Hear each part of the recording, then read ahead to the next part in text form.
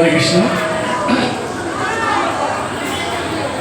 এখন আমরা সন্ধ্যাকালীন আচার্য গুরুবর্গ ও আমাদের বৈষ্ণব সঙ্গীত গুরুবন্দনা বৈষ্ণব স্থাপন করলেন। এখন আমরা সন্ধ্যারতির পূর্বে কিছু হরিকথা এবং হরিগুণ কীর্তন শ্রবণ করব। তো তার পূর্বেই আমরা সকলে সমবেতভাবে মঙ্গলোচ্চারণ করব। তা আপনারা আমার সঙ্গে জোড়া করে মঙ্গলোচ্চারণ করবেন। অজ্ঞানতিমিরন্ধস্যজ্ঞানাঞ্জনা শলাকয়া চক্ষুরুন্মিলিतं येन তস্मै শ্রীগুরুবে নমঃ। শ্রীচৈতন্যমনভীষ্টং স্থাপিतं येन भूतले स्वयं रूपकदामयं ददाति स्वपदन्तिकं। नमो विष्णुपदाय विष्णुपृष्ठाय भूतले श्रीमते जयपताकाशायिनी नामिने। नमो आचार्यपादाय निताय कृपाप्रदायिने गौरकथा धमोदाय नगरगामतादिने। नमो विष्णुपदाय कृष्णपृष्ठाय भूतले श्रीमते भक्तिवेदान्त स्वामिनीति नामिने। नमस्ते सरस्वती देवी गुरुवाणी प्रचारिणे निर्विशेष शून्यवादी पश्चात्तारिणे। वंशाकल्पतरुभ्यश्च कृपा सिन्धुभ्यैव च पतितानां पावनेभ्यो वैष्णवेभ्यो नमो नमो महावदन्नाय कृष्णप्रेमपदाय ते कृष्णाय कृष्णचैतन्यनाम्ने गौरकृष्णे नमः। हे कृष्ण करुणा सिन्धु दीनबन्धु जगत्पते गौरीशो गोपिकाकान्त नमस्ते। तप्त काञ्चन गौराङ्गी राधे वृन्दावनेश्वरी विशोभानुसुते देवी प्रणमामि प्रिय। ओम वृंदाय तुलसीदेवाय प्रियाय कृष्णस्वता विष्णुभक्ति देवी सत्यवते नमो नमः। जय श्री कृष्ण चैतन्य प्रभु नित्यानंद श्री अद्वैत गदाधर शिवासदि श्री गौर भक्तवृंद সকল দুহাতুন। हरे कृष्णा कृष्णा कृष्णा हरे हरे हरे राम राम राम हरे हरे। हरे कृष्णा कृष्णा कृष्णा हरे हरे हरे राम राम राम हरे हरे। जय जय मंगलचरण की। ओम नमो भगवते वासुदेवाय। ओम नमो भगवते वासुदेवाय। ओम नमो भगवते वासुदेवाय। नारायणं नमस्कृतं नरं चैव नरोत्तमं देवी सरस्वती व्यासं ततो जयमुदीरये। नष्टप्राय सर्वत्र स्मृतं भगवत सेवया भगवतीरति उत्तम श्लोके भक्ति नस्ति। मुखं करोति वाचालं पंगुं लङ्घयते गिरिं यत्कृपातमहं वन्दे परमानन्दमाधव श्रीकृष्ण चैतन्येश्वरं श्रीगुरुपादिनं ओम तत्सत्। আমরা সুজারাত থেকে অনেক দিন কাটিয়ে ফেলেছি। জগন্নাথ তার মাসির বাড়ি গুন্ডিচা এসেছে। এই গুন্ডিচা ধামে জগন্নাথের 8 দিন থাকেন। আবার সামনে শুক্রবারে উল্টো রথে তার নিজ ধামে ফিরে যাবে। তো এই যে 8টা দিন আমরা জগন্নাথকে কাছে পাই, পরম আনন্দের পরম সুখের।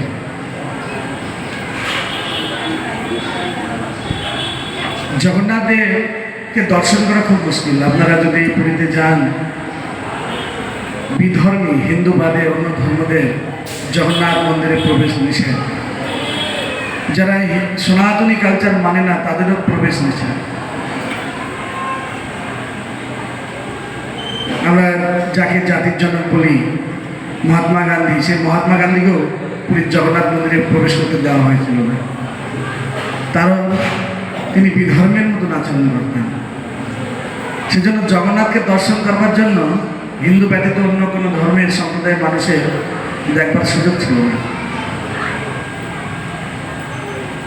তাই একবার জগনের ঘরে একজন বালক, তার ছোট থেকেই জগন্নাথের প্রতি খুব আকৃষ্ট। জগন্নাথের যখন ঘণ্টা তিনি শ্রবণ করতেন, শঙ্খ যখন বাজত, তখন তার ভিতরে শান্তির ভাব হতো। সেই শান্তি ভাবের জন্য তিনি তার পিতাকে জিজ্ঞাসা করতেন যে ওখানে ঘন্টা বাজে, যখন ঘন্টা বাজে তখন আমি সেই ঘন্টার ধ্বনি শ্রবণ করে এত তৃপ্ত হয়ে যায়। কি আছে ওখানে, কে আছে? বলছে ওখানে তো অন্য সম্প্রদায়ের, মুসলিম ধর্ম বা অন্য ধর্মের যাওয়া নিষেধ না। ভক্তি বা ভালোবাসার জন্য তো কোনো ধর্ম হতে পারে না। তাই আমি যাব। তো যেই সিংহধারে গেছে, তো তাকে প্রবেশ করতে দেওয়া হয়নি, তাকে বের করে দেওয়া।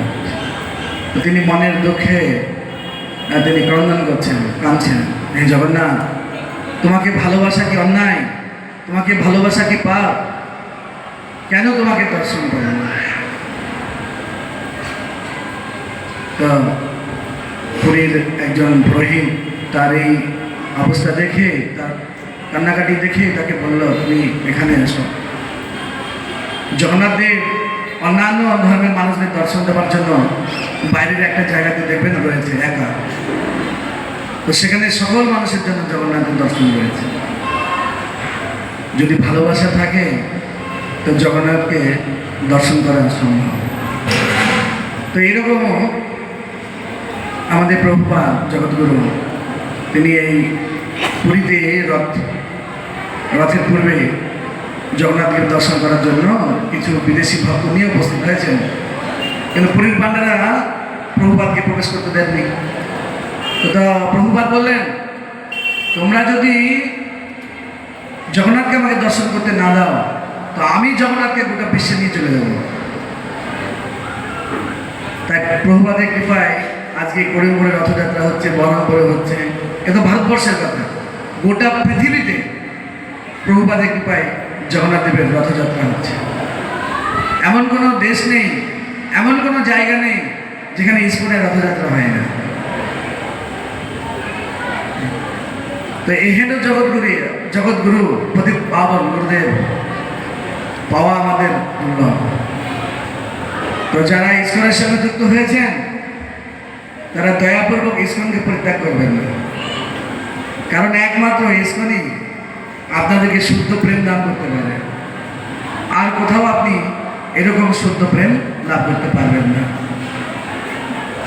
প্রভুপাদ স্বয়ং শ্রী চৈতন্য মহাপ্রভু সেনাপতি ভক্ত, তিনি প্রেম দান করবার জন্য আবির্ভূত হয়েছে, সকলকে উদ্ধার করার জন্য আবির্ভূত হয়েছে। তার স্বনামধন্য শিষ্য ছিল জয়প্রকাশ স্বামী গুরু মহারাজকে রেখে গেছেন মায়াপুর ধামকে উন্নতি করবার জন্য।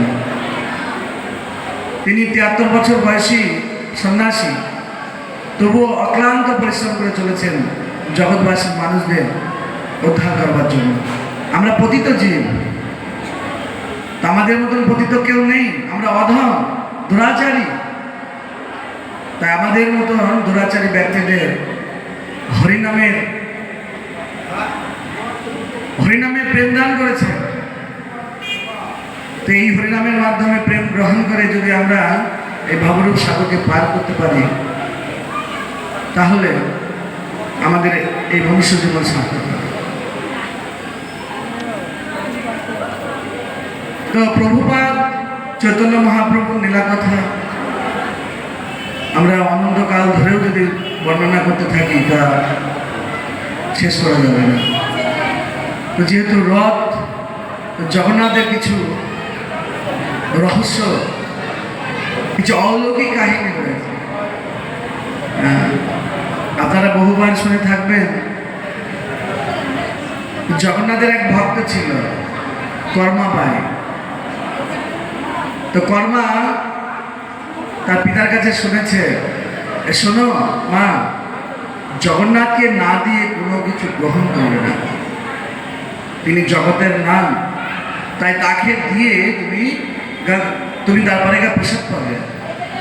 জগন্নাথ ব্যতীত কোনোদিনও তুমি কোনো কিছু গ্রহণ করবে না। তো পিতার আজ্ঞা পেয়ে তো কর্মাবাই কি করে, সকাল সকাল উঠে ভগবানের জন্য খিচুড়ি রান্না করে, আর জগন্নাথকে বলে, জগন্নাথ তুমি এসো, বাবা বলে গেছে যে তোমাকে ছাড়া না দিয়ে খেতে, তো তুমি এসে খাও। তো জগন্নাথ বলে, সুভদ্রা 3 ভাই বোনে চলে এসেছে কর্মার কাছে, গরম গরম খিচুড়ি খেয়েছে। তো প্রতিদিন কর্মার কাছে এইভাবে খিচুড়ি খায়। আর মঙ্গল আরতি আমাদের কথা 4:30টায় হয়। তো সেই মঙ্গল আরতিতে জগন্নাথদেব বাবার অংশগ্রহণ করে কর্মার খিচুড়ি পাওয়ার পরে গেল। তাহলে কর্মা কত ভোরে উঠে খিচুড়ি রান্না করে? হ্যাঁ, তো কর্মা তার জন্য কোনো স্নান করে না, তিলকাদি করে না, মুখ টুক ধোয় না,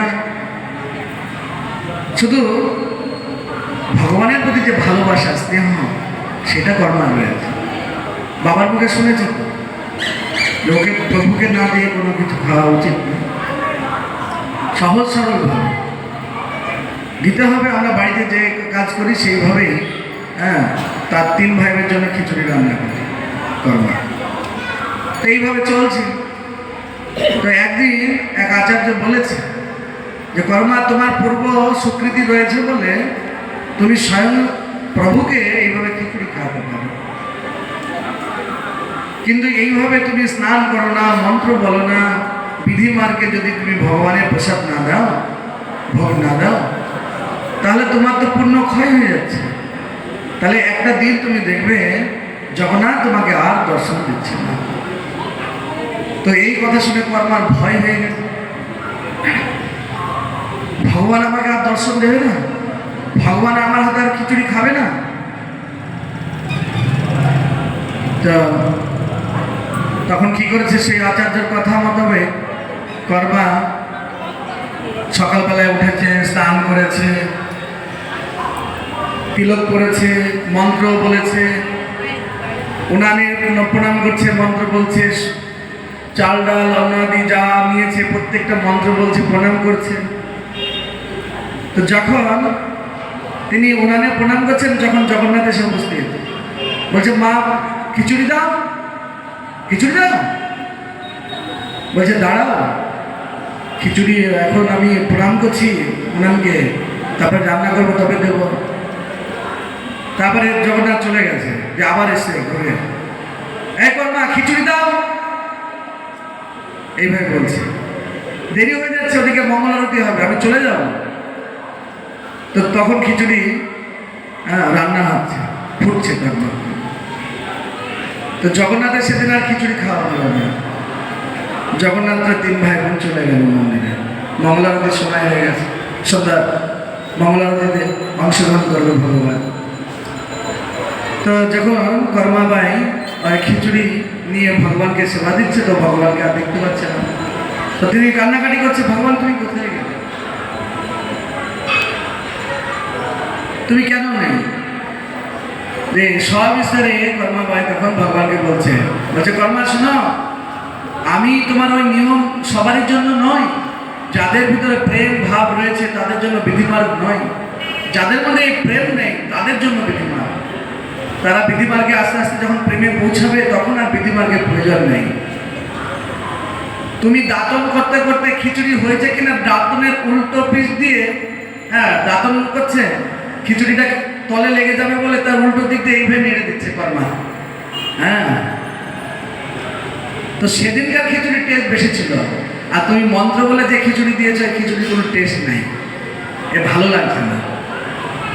তুমি ওসব ছাড়ো, তোমাকে স্নান করতে হবে না, কোনো কিছু করতে হবে না। আর তুমি যদি ওর কথা শুনে, আচার্যের কথা শুনে এরকম করো, তাহলে আমি আর আসবো না। বলছে আমার পূর্ণ ফল হয়ে গেলে তুমি আর আসবে না। তোমার কে বলেছে? আমি প্রতিদিন তোমার জন্য খিচুড়ি খেতে আসবো তোমার তলে।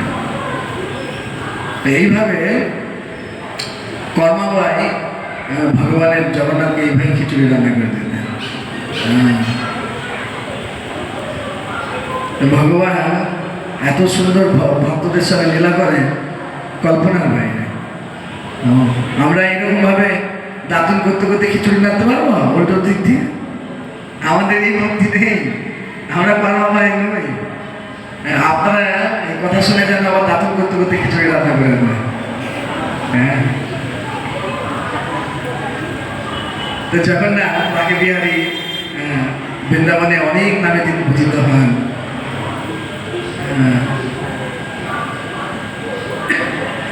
গোবিন্দ দাস নামে একজন ভক্ত ছিলেন।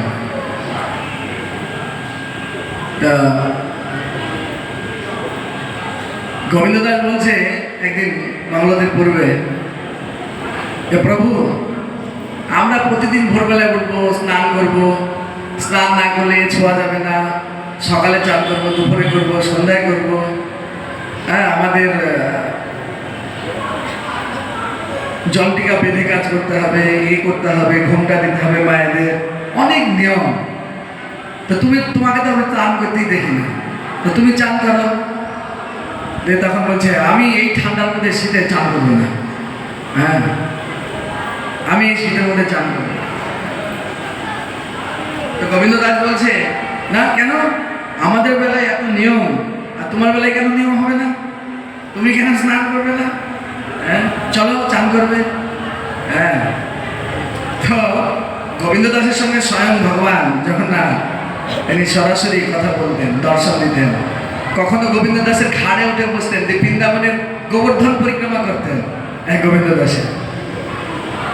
তো একদিন গোবিন্দ দাস বলছে চলো তুমি স্নান করবে।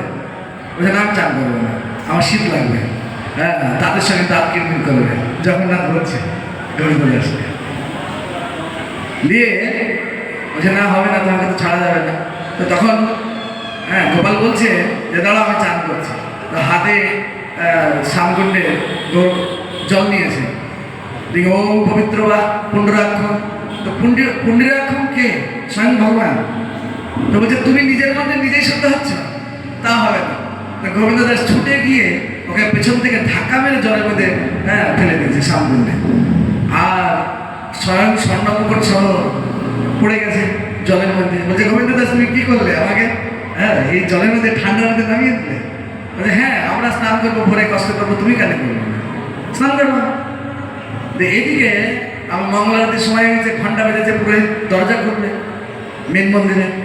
তো তখন গোবিন্দ দাস বলছে এই গোপাল চলো চলো চলো, দৌড়ো চলো, মন্দিরে ঢুকতে হবে। দিয়ে ও দৌড়তে দৌড়তে ভিজা কাপড়ে জগন্নাথ দেব চলে আসে। হ্যাঁ, দিয়ে মন্দিরে প্রবেশ করেছে। প্রধান পুরোহিত দরজা খুলতেই দেখছে সব পিত বসন ঝপঝপ করে জল পড়ছে, গা দিয়ে সব জল চুয়াচ্ছে। মাথা মুছে নিত গোপাল, কিচ্ছু করেনি। হ্যাঁ, বসন টসন ভিজা, আর তার রত্নবেদী সব জলে ভাসছে। দিয়ে তখন মেন পুরোহিত বলছে প্রভু সিঙ্গার হয়নি, স্নান হয়নি। তো মেন পুরোহিত বলছে প্রভু এই কি দশা তোমার? এই তোমার কে করেছে? বলছে ওই যে তোমার পাশে দাঁড়িয়ে আছে গোবিন্দ দাস, ও আমাকে শ্যামকুণ্ডে ধাক্কা মেরে দিয়েছে। হ্যাঁ, এরকম করেছে। এই গোবিন্দ দাস তুমি কি করেছো? বলছে প্রভু হ্যাঁ, আপনি এইটুকু শুনলে হবে, পুরোটা বলে। হ্যাঁ, আমি বললাম আমাদের বেলায় এত নিয়ম, তুমি কেন স্নান করবে না? তো স্নান করছো না, তাই আমি পেছ থেকে ধাক্কা মেরেছি। এখন তো আমার দোষ দিলে হবে না। হ্যাঁ, তো এই হচ্ছে ভগবানের সঙ্গে ভক্তের সম্পর্ক। ভক্ত এবং ভগবান এর মধ্যে কোনো বিভেদ নেই, অন্তরঙ্গ সখা। হ্যাঁ, এত আনন্দ ভক্তের সঙ্গে ভগবানের যে বন্ডিং, তার যে আনন্দ, হ্যাঁ, সেটা তার লীলা কথা শ্রবণ করলেও আনন্দ, দর্শন করলেও আনন্দ। গোপালের ছোট ছোট চরণ, ছোট ছোট হাত, খুব একদম কি বলবো, মাখনে হাত দিলে বা ঘিয়ের মধ্যে হাত দিলে যত সফট, ঠিক গোপালের শরীর সেরকম সফট, খুব নরম। তো একজন ভক্ত, মুসলিম ভক্ত, বৃন্দাবনে তিনি ভজন করেন। তাকে ঢুকতে দেওয়া হয় না মন্দিরে, তিনি এত ভজন করেন, প্রভু তুমি কবে আসবে, কবে আসবে, তোমার দর্শন করবো। মুসলিম বার্সেলায় তিনি থাকেন, সুন্দর ভজন করেন। তা একদিন ভগবান চলে আসছে তার কাছে। তো ভগবান যখন বৃন্দাবন থেকে আসে না, তো তার পূর্বের একটু কাহিনী আছে। কাহিনীটা কিরকম না, ভগবান একজন পানওয়ালার দোকানে ক্যালেন্ডারে আছে। হ্যাঁ, মনোহর রূপ, হাতে বাঁশি, চুল কুকড়ানো, চোখগুলো একদম সুন্দর টানা টানা, ঠোঁটটা লাল টকটকে। আর এই রূপ দেখে সেই মুসলিম পান খেতে আসে যার দোকানে, এই ছবি দেখে বলছে এই ছেলেটা কার গো, এত সুন্দর চেহারা? বলছে ওর নাম শ্যাম, ওইখানে থাকে, জগন্নাথ মন্দিরের দিকে আঙুল তুলে দেখে দিয়েছে। ওইখানে থাকে। তো শাম তো বেচারা ও যেহেতু গরু চড়ি বেড়ায়, তো ও প্রতিদিন পান খায় আর দেখে, এই রূপ দেখে এমনভাবে আকৃষ্ট হয়ে গেছে মুসলিম, বলছে গরু চড়ায় খালি পায়ে, তো আমি একজোড়া সুন্দর গোপালের জন্য ছোট ছোট জুতো করেছি, গোপালকে উপহার দিবে। সেই জুতো নিয়ে পুরীর দ্বারে দাঁড়িয়ে আছে। তো কিছুতেই পুরী তো মুসলিমদের ঢুকতে দেবে না, ঢুকতে দেয়। তো পেছনে বসে বসে সেই মুসলিম কান্নাকাটি করছে। তো তখন বলছে, কবে আসবে প্রভু, তোমার জন্য জুতো কিনলাম, কবে নিবে আমার ছোট্ট উপহারটুকু? স্বয়ং ভগবান কি করছে, বৃন্দাবন থেকে হাত কাটতে চলে এসছে পুরীতে গোপাল রূপে, এবং অনেকগুলো পায়ে কাটা ঢুকেছে, পা দিয়ে দরদর করে রক্ত বেরোচ্ছে। প্রভু যখন সেই মুসলিম ভক্তের কাছে আবির্ভূত হয়েছেন, তখন তিনি পায়ের দিকে লক্ষ্য করে দেখছেন প্রভুর পায়ে রক্ত। বলছে প্রভু, বলছে তুমি ডাকলে আমি আসলাম, কি করব, তুমি তো যেতে পারলে না, তাই আমি চলে আসলাম। তো আস্তে আস্তে পায়ে কাটা ঢুকেছে, আমার তো পায়ে জুতো নেই। হ্যাঁ, তো সেই ভগবানের চরণ নিয়ে সেই মুসলিম তাকে কোলে বসিয়ে, আহা সোনা বাবা করে কি আদর, সেই পা চোখের তলে ধুয়ে দিচ্ছে, মুছিয়ে দিয়েছে তার উত্তরি দিয়ে, আর কান্নাকাটি করছে। দিয়ে সে কি করলো, গোপালের পায়ের জুতোগুলো পরিয়ে দিল। প্রতিদিন তখন সেই মুসলিম ভক্তের সঙ্গে গোপাল বাক্যা লাভ করে, কথাবার্তা বলে, সে এক অপূর্ব লীলতা ভগবানের। তো তিনি ওই মুসলিম একবার লিখছে যে ভক্তির কাছে কোনো ধর্ম নেই, না হিন্দু, না মুসলিম, না খ্রিস্টান, না জৈন। ভক্তিতে ভগবানকে প্রাপ্ত হওয়া যায়, বিশ্বাসে ভগবানকে পাওয়া যায়। ভগবানকে জুতো দিব, ভগবান নেবে, এই যে তার মধ্যে উদ্যম বিশ্বাস, এই বিশ্বাসের জন্য কলিযুগে ভগবান আবির্ভূত হয়ে তার কাছে নগ্ন পায়ে হাঁটতে হাঁটতে কাটা বিধিয়ে এসছে, পা দিয়ে রক্ত করতে। ভগবান তো বিরাট অসীম, তার পায়ের জুতোর মাপ নেই, তিনি অনন্ত অনাদির আদি গোবিন্দ।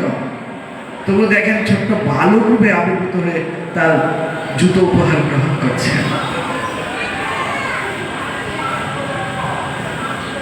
তাহলে জগন্নাথের এই যে লীলা, গোপালের যে লীলা, কৃষ্ণের যে লীলা, এ অদ্ভুত। সেজন্য আমাদের কলিযুগে কৃষ্ণ বিনা, হরিনাম বিনা, নামযজ্ঞ ছাড়া আর কোনো ধর্ম করা উচিত নয়। অন্য কোনো ধর্ম করলে পার হওয়া যায় না, একমাত্র হরিনামকে আশ্রয় করে এই কলিযুগে ভবরূপ সাগরকে পার করা যায়। সেজন্য বৈষ্ণবগণ লিখছেন, কে যাবে ভাই ভব সিন্ধু পার। কে যাবে ভব সিন্ধু পার? এই যে ভবরূপ সাগর আমরা হাবুডুবু খাচ্ছি, এখান থেকে কে যেতে চায়? ধন্য কলিযুগ চৈতন্য অবতার। এই কলিযুগ ধন্য হয়ে গেছে, কেন জানেন? চৈতন্য অবতারের জন্য। চৈতন্য মহাপ্রভু সকলকে এই হরিনামের মধ্যে প্রেম দিয়ে দিয়েছে, যে একবার এই হরিনাম জপ করতে শুরু করবে, তার মধ্যে এমনভাবে প্রেম কেটে যাবে, অন্যান্য গান একটা দিন আর করতে ভালো লাগবে না, কিন্তু আপনি হরিনাম জপ করতে থাকুন, কখন আপনার মনের অজান্তে যেন শুধু হরিনামই আপনার জিহ্বায় নৃত্য করবে।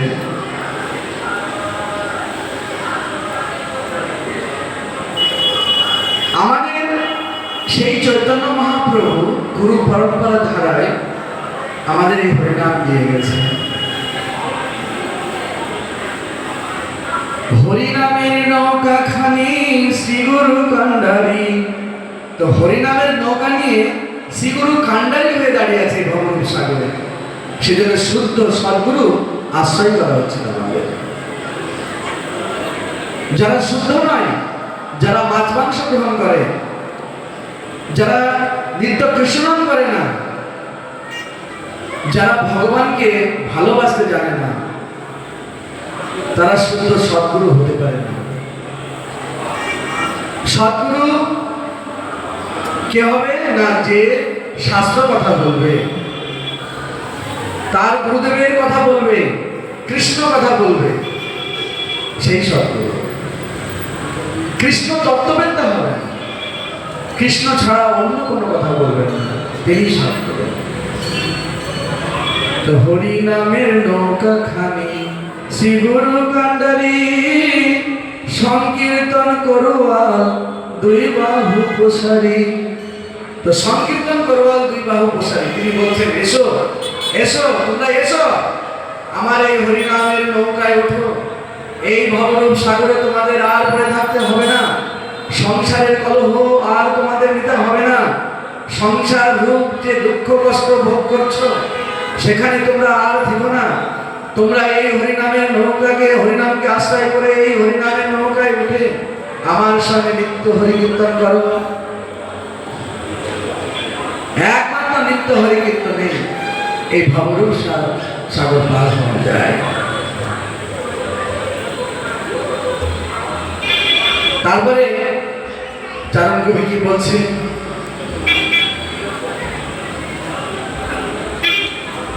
সব জীব হইল পার, সব জীব পার হল,